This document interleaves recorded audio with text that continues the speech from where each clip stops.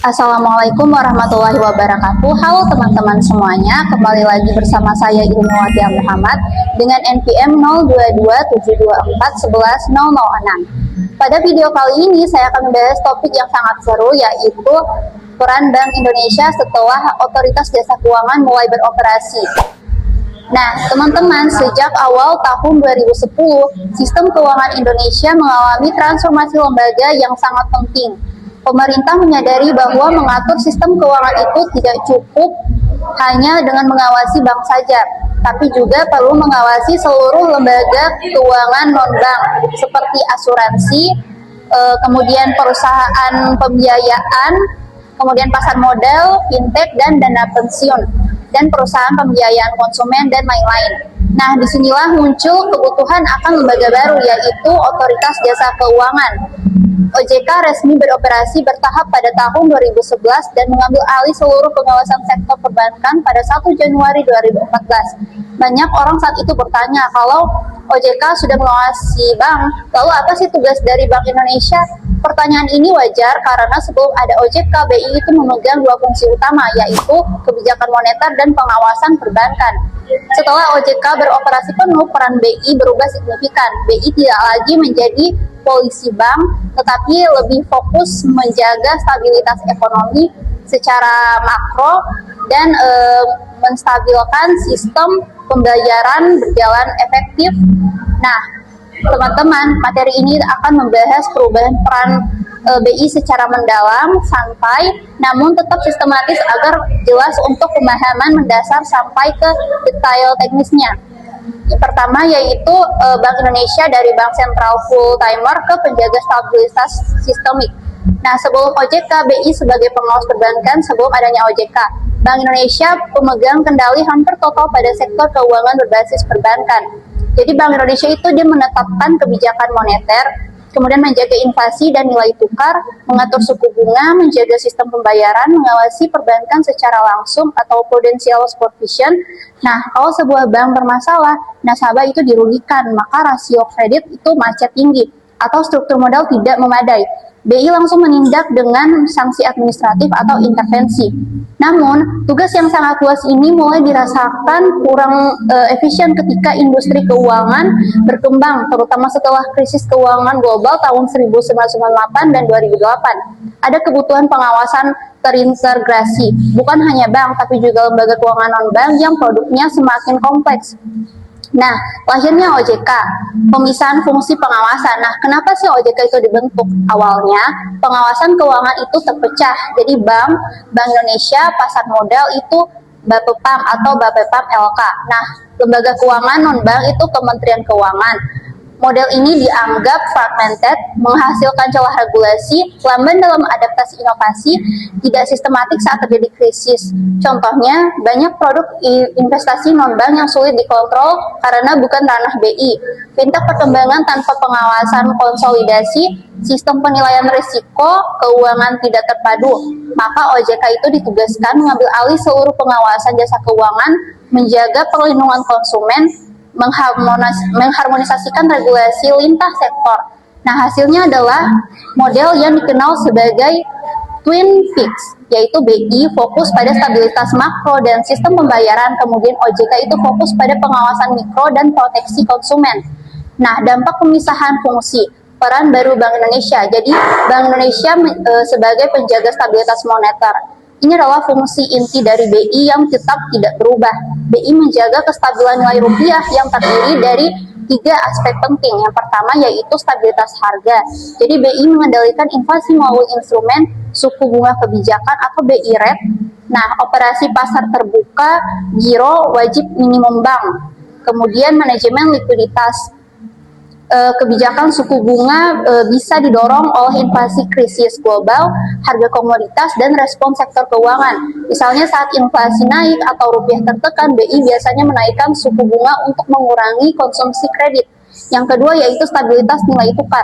BI menjaga nilai rupiah terhadap mata uang asing, khususnya USD, dengan cara intervensi pasar valuta asing, menambah cadangan devisa, sterilisasi likuiditas, strategi smoothing volatility. BI tidak mengejar nilai tukar tertentu tetapi menjaga agar fluktuasinya tidak liar. Nah, kemudian BI sebagai otoritas sistem pembayaran. Inilah peran besar yang justru semakin kuat setelah OJK berdiri. Nah, BI menjadi sirkulasi darah transaksi keuangan nasional. Misalnya ATM, kartu debit atau kredit, KRIS, uang elektronik, transfer antar bank, infrastruktur RTGS, sistem BI Fast. Nah, dalam ekonomi modern, sistem pembayaran yang dapat dan mudah mendorong pertumbuhan UMKM, digitalisasi dan inklusi keuangan. Tanpa BI, aktivitas ekonomi itu bisa macet. Kemudian sebagai regulator kebijakan makroprudensial, pengawasan bank oleh OJK bersifat mikro, yaitu rasio, kredit, modal minimum, tata kelola, dan complements. Nah, BI melihat dari helikopter view, yaitu level pembiayaan nasional, bubble pasar properti, kredit konsumsi versus kredit, produktif, stabilitas kredit UMKM, hubungan suku bunga dan likuiditas, instrumen makroprudensial BI meliputi loan to value atau LTV, countercyclical capital buffer, rasio intermediasi, makroprudensial. Nah, logikanya sederhana teman-teman. Kalau ekonomi overhead, BI itu menahan kredit, maka akan mengurangi resiko bubble. Kalau ekonomi lesu, BI akan melonggarkan pembiayaan, maka itu akan mendorong permintaan. BI sebagai big brother di krisis keuangan. Nah, walau OJK mengawasi bank, jika ada ancaman krisis sistemik, BI itu tetap jadi pemain utama. Analoginya OJK itu dia sebagai dokter klinik dan BI itu sebagai dokter ICU. Nah, kalau satu bank bermasalah, maka OJK yang urus. Kalau sistem perbankan nasional terancam, maka BI yang akan masuk dan mengurusnya. Nah, BI bisa injeksi likuiditas, swap valuta asing, koordinasi dengan Kemenkeu dan LPS, kebijakan restrukturasi kredit. Contoh nyata pada pandemi COVID-19, BI itu melonggarkan banyak kebijakan likuiditas agar bank itu tidak kolaps karena penundaan kredit. Nah, untuk peta tanggung jawab 3 lembaga besar sistem keuangan Indonesia sebenarnya ditopang oleh 3 pemain utama. Yang pertama yaitu Bank Indonesia, di mana dia fokus kebijakan moneter, sistem pembayaran, makroprudensial, dan stabilitas nilai rupiah. Yang kedua yaitu Otoritas Jasa Keuangan, di mana OJK itu fokus kepada pengawasan mikro lembaga keuangan, perlindungan konsumen, izin usaha bank, fintech dan asuransi, dan governance dan risk management. Ketiga yaitu lembaga penjamin simpanan atau LPS. Fokusnya itu menjamin dana nasabah, resolusi bank gagal, menjaga kepercayaan publik. Nah, 3 lembaga ini tuh seperti tripod. Kalau satu tidak berjalan, maka sistem itu bisa goyah. Koordinasi BI dan OJK di dunia nyata. Salah satu tantangan terbesar ketika OJK berdiri adalah koordinasi. Ada risiko yaitu BI mengambil kebijakan moneter tapi bank tidak sehat atau kredit macet.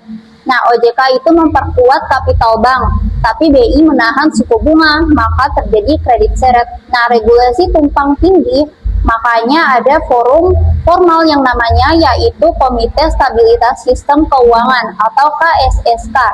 Anggotanya siapa aja sih teman-teman? Yaitu Bank Indonesia, OJK atau Otoritas Keuangan, Kementerian Keuangan, dan LPS. Nah, tugasnya apa saja? Yang pertama, merumuskan respon kolektif jika ada ancaman sistemik. Kedua, menentukan langkah bailout atau bail-in. Yang ketiga, transparansi kebijakan antar otoritas. Dan yang keempat, KSSK menjadi salah satu pilar penting stabilitas keuangan Indonesia setelah 2014. Kita masuk ke contoh nyata teman-teman. Contoh nyata implementasi peran baru BI, yaitu pada krisis COVID-19 pada tahun 2020 dan 2022, pandemi menghantam dunia secara brutal. UMKM bangkrut, konsumsi jatuh, kredit macet naik, dan bisa kolaps karena kredit tidak balik. Nah, apa sih yang dilakukan Bank Indonesia? Yaitu menurunkan suku bunga, kebijakan bertahap, menambah likuiditas ribuan triliun melalui operasi pasar, mengizinkan restrukturasi kredit bersama OJK, mengoptimalkan sistem pembayaran digital. Nah, hasilnya bank tetap punya dana, ekonomi pelan-pelan recovery, nasabah bisa menunda pembayaran tanpa default, UMKM tetap bisa bernafas. Walau ekonomi jatuh, sistem perbankan nasional stabil, tidak seperti krisis tahun 1998. Nah, teman-teman, Bank Indonesia sebagai motor ekonomi digital, apa sih itu? Nah, Poin ini sering tidak diperhatikan tapi sangat game changer. Contohnya KRIS, QR Indonesia Standard. Nah, dengan satu barcode, semua dompet digital dan bank bisa digunakan. Apa sih dampaknya? Jadi, dampaknya itu teman-teman, UMKM itu tidak perlu mesin edisi mahal. Transaksi cashless masuk sampai pelosok, fintech lebih cepat berkembang, pembayaran jadi lebih real time. BI Fast juga menciptakan BI Fast, yaitu transfer biaya adminnya 2.500 per 24 jam. Nah, standar uang elektronik, ada sandbox inovasi digital. Teknologi ini membuat ekonomi mikro bergerak lebih cepat daripada bank tradisional. Nah, untuk perbedaan pengawasan mikro versus perbedaan pengawasan makro, agar lebih mudah dipahami, kita pakai ilustrasi misalnya pengawasan mikro atau OJK ini melihat satu pohon kesehatan bank, rasio kredit bermasalah, struktur manajemen, kepatuhan legal. Sedangkan pengawasan makro BI itu dia melihat seluruh hutan. Jadi apakah bank berlomba kasih kredit berlebihan? Apakah sektor properti bubble? Apakah kredit konsumsi menghancurkan daya beli jangka panjang? Apakah sistem pembayaran ini berisiko runtuh?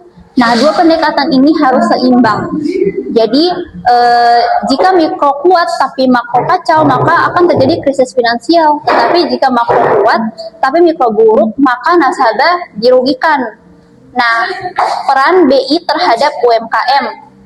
Nah, banyak orang berpikir Bank Indonesia hanya urusan ekonomi makro. Padahal tidak.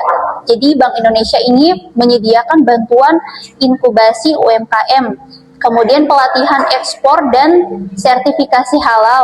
Ketiga yaitu akses pembiayaan perbankan. Keempat, hubungan UMKM dengan marketplace. Kelima, standarisasi produk, kurasi brand. Tujuannya apa? Tujuannya membuat UMKM itu naik kelas, bukan hanya survive tapi scale up.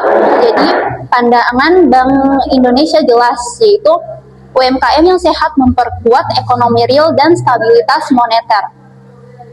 Nah, kritik terhadap peran Bank Indonesia dan tantangannya. Kita masuk ya ke bagian ini. Jadi tentunya tidak semuanya manis karena peran tumpang tindih. Jadi masyarakat tuh sering bingung soal fintech, Bank Indonesia atau Otoritas Jasa Keuangan atau OJK. Nah, soal pinjol ilegal, siapa sih yang bertindak? Kemudian soal rekening bodong, apakah bank atau BI? Yang kedua yaitu adaptasi teknologi seperti blockchain, kripto, CBDC, dan DeFi. Nah, ini mendorong BI untuk belajar cepat. Ketiga yaitu kesenjangan data. Jadi OJK punya data granular bank, BI punya data makro, namun butuh sinkronisasi. Nah, Bank Indonesia, rupiah digital, dan masa depan. Kita bahas yang ini ya teman-teman. Jadi Bank Indonesia itu sedang mengembangkan CBDC atau Central Bank Digital Currency berbasis digital bernama digital rupiah. Fungsinya apa sih? Fungsinya itu menggantikan uang fisik, interoperabilitas sistem pembayaran nasional, transaksi lintas negara, mencegah shadow banking kripto. Nah, jika berhasil, Bank Indonesia akan menjadi pusat arsitektur keuangan digital Indonesia. Kemudian teman-teman kita akan masuk ke segmen interaksi Bank Indonesia dan OJK dalam realitas kebijakan. Nah, ketika OJK berdiri, banyak yang membayangkan hubungan kedua lembaga akan seperti pihak yang memberi perintah dan pihak yang menerima perintah. Tapi kenyataannya jauh lebih kompleks. Hubungan Bank Indonesia dan OJK itu bukan hierarki, melainkan interdependensi. Bayangkan sistem keuangan sebagai tubuh manusia. BI adalah jantung yang memompa darah atau likuiditas dan uang, sedangkan OJK ini adalah sistem imun yang memastikan organ tidak rusak oleh infeksi, yaitu seperti moral hazard, kebangkrutan, dan fraud. Nah, LPS ini dia adalah cadangan darurat yang mencegah tubuh mati ketika terjadi luka fatal atau dianalogikan sebagai bank bangkrut. Nah, jika jantung memompa darah berlebihan, maka tekanan darah akan tinggi atau bubble kredit. Nah, Jika imun terlalu agresif, maka organ akan rusak. Itu analoginya. Atau regulasi terlalu ketat, jadi bank takut menyalurkan kredit. Maka Bank Indonesia dan OJK harus sinkron. Nah, teman-teman, saya akan memberikan contoh sederhananya. Jadi Bank Indonesia, misalnya Bank Indonesia menurunkan suku bunga agar kredit bank naik dan ekonomi itu akan bergerak. Tapi kalau otoritas jasa keuangan ini memperketat aturan kredit, maka bank harus tambah modal atau memperketat syarat pinjaman. Maka kredit tetap turun. Jadi kebijakan Bank Indonesia mandul tanpa dukungan OJK. Nah, inilah mengapa rapat koordinasi kebijakan antara Bank Indonesia dan OJK dan Kemenkeu itu sangat penting, termasuk dalam forum KSSK. Tidak jarang bank dan OJK harus tawar-menawar agar regulasi tepat sasaran. Nah, teman-teman, kita masuk ke studi kasus, yaitu kredit properti. Kasus sektor properti menarik karena ini salah satu sektor paling rentan terhadap bubble. Nah, sebelum OJK ini masuk, yaitu BI mengawas langsung bank. BI menetapkan syarat kredit, bunga, dan manajemen risiko. BI bisa menghentikan produk kredit tertentu. Setelah adanya OJK itu dia mengawasi kesehatan bank, menentukan kecukupan modal, mengatur juga governance. Lalu di mana sih Bank Indonesia? Jadi BI itu dia masuk lewat aturan makroprudensial seperti LTV atau loan to value, mengatur seberapa besar kredit boleh diberikan sebagai presentasi dari harga properti. Misal harga properti 1 miliar, jadi LTV-nya 80%, maka DP yang dibayar yaitu minimal 200 juta. Jika ekonomi sedang panas, BI menurunkan LTV, maka DP-nya itu harus lebih besar. Jadi kredit akan melambat dan risiko bubble itu turun. Jika ekonomi lesu, BI akan menaikkan LTV, maka DP-nya kecil dan kredit properti naik, maka ekonomi bergerak. Ini halus tapi dampaknya itu besar. Nah, OJK tidak mengatur LTV. Itu domainnya dari Bank Indonesia. Countercyclical capital buffer, BI bisa mewajibkan bank menambah cadangan modal ketika pertumbuhan kredit berlebihan. Tujuannya bank punya bantalan saat ekonomi memburuk. OJK baru masuk jika bank melanggar aturan prudensial atau solvensi. Nah, teman-teman, untuk karakter kebijakan BI yang tidak populer tapi krusial. BI itu ibarat orang yang gak selalu menyenangkan namun mengajarkan disiplin ketika ekonomi sedang booming. Nah, maka ketika ekonomi sedang booming, maka permintaan tinggi, kredit mengalir deras, investasi masuk, harga properti naik, semua bahagia. Nah, tetapi BI itu bisa mengerem dengan menaikkan suku bunga atau memperketat likuiditas. Lalu masyarakat ribut nih, misalnya kayak, BI ini bikin susah, kredit mahal, investor minggat. Padahal kalau Bank Indonesia tidak bertindak, bubble meledak, bank-bank kolaps, PHK massal di mana-mana, terjadi krisis panjang. Jadi tugas BI itu bukan menjadi lembaga populer. Tugas dari BI adalah menjadi lembaga yang tidak boleh salah. Nah, kebijakan Bank Indonesia sering berorientasi pencegahan jangka panjang, bukan kenyamanan jangka pendek.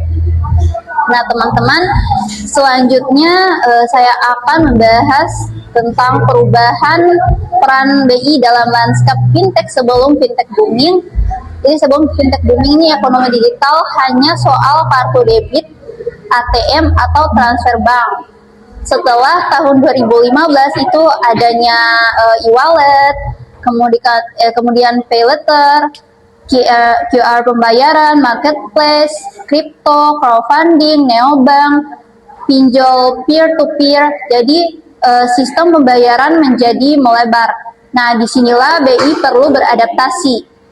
Kemudian peran OJK itu sebagai legalitas perusahaan, perlindungan konsumen, penetapan model bisnis, pengawasan fintech lending, perizinan P2P.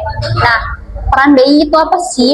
Jadi peran BI itu standarisasi pembayaran atau KRIS, infrastruktur BI Fast, SKN, RTGS, peredaran uang digital, kemudian interkoneksi sistem, sandbox teknologi pembayaran. Ini seperti membagi jalan raya. Jadi OJK menentukan siapa boleh buka bengkel, siapa boleh jual mobil. BI itu menentukan aturan lampu lalu lintas, marka jalan, jalur cepat atau lambat. Kalau sistem pembayaran kacau, maka ekonominya macet. Itulah analoginya tadi, teman-teman. Karena itu BI menempatkan diri sebagai arsitek ekosistem pembayaran. Kemudian penerapan kebijakan payment system yang jarang disadari publik. Kita sering lihat kris di warung kopi atau parkiran mall, tapi di balik itu ada prinsip besar interoperabilitas. Semua dompet digital harus bisa saling menerima pembayaran, tidak boleh eksklusif, sama seperti SMS antar operator. Kemudian low cost transfer murah mengurang friksi ekonomi. Semakin murah transaksi, maka semakin banyak aktivitas bisnis. Kemudian inklusivitas, UMKM, pedagang kaki lima, bahkan pengamen jalanan bisa masuk ke ekosistem digital.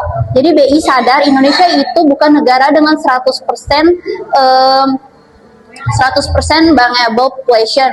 Banyak masyarakat tidak punya tabungan, apalagi kartu kredit. Makanya e-wallet, kris, top up minimarket, dan transfer murah memperluas inklusi keuangan.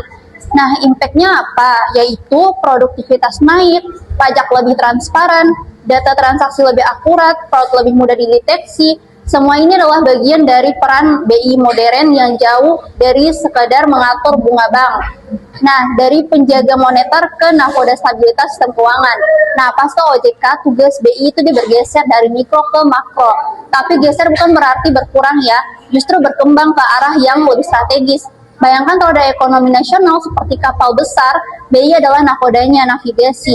Melihat badai jauh di depan atau global krisis itu menentukan arah layar inflasi, target 3% atau sampai kurang dari 1%. Mana jalur yang aman atau likuiditas, dan mana harus dihindar atau bubble. Jadi BI belajar dari sejarah krisis 1998 dan 2008. Mengajarkan krisis keuangan itu tidak boleh ditangani terlambat. Karena itu BI menjadi pusat pemantauan sistemik, pergerakan capital inflow atau outflow, volatilitas pasar uang, sektor vulnerable, properti, komoditas kredit konsumtif, tren global suku bunga seperti Fed, ECB, PBOC. Nah, ketika Federal Reserve menaikkan suku bunga, BI tidak bisa santai. Semua dana asing itu bisa keluar dari Indonesia. Maka rupiah jatuh, pasar saham tenggelam, bank kesulitan dolar. Itulah sebabnya BI terkadang menaikkan suku bunga meski inflasi domestik itu rendah. Tujuannya yaitu memantai daya tarik rupiah di mata investor global. Ini contoh kebijakan yang tidak populis tapi realistis. Nah, peran BI dalam mendukung UMKM juga tidak hanya pelatihan. Sebagian orang menganggap program UMKM BI itu seminar atau pelatihan. Padahal ada ekosistem besar. Pertama, kurasi produk. BI memilih UMKM yang punya potensi ekspor atau produk unggul lokal. Contoh kopi, batik tenun, kerajinan bambu, atau rempah. Kemudian kedua, inkubasi bisnis. Bukan sekedar cara bikin Instagram, tetapi ada desain, packaging, standarisasi kualitas, sertifikasi halal, konsultan desain, branding, benchmarking, harga global. Yang ketiga, akses ke pasar internasional UMKM binaan BI sering mengikuti Expo Internasional Dubai. Expo internasional seperti Dubai Expo, Frankfurt Mess, Tokyo Trade Fair. Ini bukan charity, ini nation branding. Jadi produk lokal itu harus naik kelas, maka transaksi meningkat dan ekonomi real akan tumbuh. Jadi BI itu mengerti moneter kuat lahir dari ekonomi nyata yang tangguh. Jadi tantangan besar disrupsi digital dan shadow banking. Teknologi adalah teman sekaligus ancaman fintech lending. Bisa memberi kredit cepat, membantu masyarakat meningkatkan konsumsi. Namun, bunga tinggi, moral hazard, data pribadi salah gunakan, retainer digital, shadow banking, lembaga keuangan tidak terdaftar, maka akan bergerak di luar sistem regulasi. Jadi, Bank Indonesia itu tidak bisa langsung menindak, karena domain pengawasan legal berada di tangan OJK. Tetapi BI bisa melihat dampaknya ke moneter, meningkatkan konsumsi. Namun, bunga tinggi, moral hazard, data pribadi salah gunakan, retainer digital, shadow banking, lembaga keuangan tidak terdaftar, maka akan bergerak di luar sistem regulasi. Jadi, Bank Indonesia itu tidak bisa langsung menindak, karena domain pengawasan legal berada di tangan OJK, tetapi BI bisa melihat dampaknya ke moneter. Contoh, jika fintech lending besar-besaran memberi pinjaman konsumtif, maka perekonomian overheating dan persaingan likuiditas nasabah bank. Kemudian terjadi risiko kredit macet yang membesar. Jadi Bank Indonesia akan bereaksi di level makro, yaitu di mana menaikkan suku bunga, ketatkan regulasi likuiditas, koordinasi dengan OJK untuk penertiban. Nah, inilah tantangan utama, yaitu kecepatan inovasi fintech, di mana akan kecepatan regulasi negara. BI dan OJK harus bergerak seperti dua penari yang saling menyesuaikan ritme. Nah, menatap masa depan, yaitu Central Bank Digital Currency CBDC. Jadi CBDC itu adalah revolusi. Kalau saat ini uang elektronik seperti GoPay atau OVO hanyalah saldo server swasta, maka CBDC adalah uang digital resmi dari negara. Ini mengubah banyak hal, yaitu transaksi real time, transparansi tinggi, beban clearing lebih ringan, potensi mengurang uang fisik, interoperabilitas internasional. Nah, CBDC ini antar negara. Jadi BI tahu bahwa crypto liar itu tidak bisa dibiarkan mendikte sistem. Kalau negara terlambat, uang digital akan dikuasai private sektor. Jadi CBDC adalah jawaban. Nah, teman-teman, untuk kesimpulannya, peran Bank Indonesia pasca OJK beroperasi bukan mengecil tetapi bertransformasi dari pengawas teknis menjadi pengawas penjaga stabilitas sistem, dari regulator bank menjadi regulator sistem pembayaran nasional, dari fokus mikro menjadi fokus makro prudensial, dari lembaga tradisional menjadi lembaga yang mengembangkan ekonomi digital. Bank Indonesia hari ini bukan sekedar bank sentral yang bicara inflasi, dia adalah arsitek yang membangun fondasi ekonomi Indonesia. Jadi OJK memastikan lembaga keuangan berjalan sehat, BI memastikan ekonomi nasional tidak tenggelam. Nah, teman-teman, mungkin itu saja dari saya. Terima kasih telah menyimak apa yang sudah saya sampaikan. Terima kasih sudah menonton. Wassalamualaikum warahmatullahi wabarakatuh. Dadah.